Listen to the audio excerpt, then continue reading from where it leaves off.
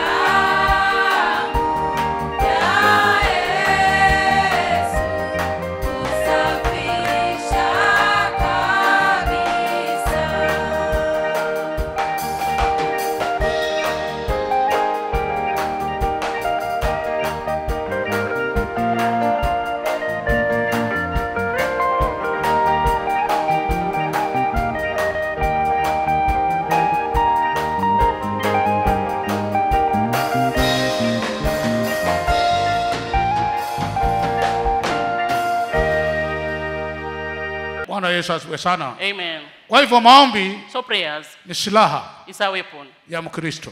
of a Christian. Tumishi wa Mungu, Mungu akubariki Man sana of God, may God bless you so much kwa kukumbusha neno hili, for reminding us that word. neno la muhimu sana. Something very important. Bwana Yesu asifiwe sana. Amen. Kwa hivyo tumekuja katika kuomba, So we've come to pray. tumekuja katika maombi. We've come for prayers. Maombi Prayers ni silaha kubwa. is a great weapon. Bwana Yesu asifiwe sana. Amen. Maombi ni silaha kubwa. Prayers are a great weapon.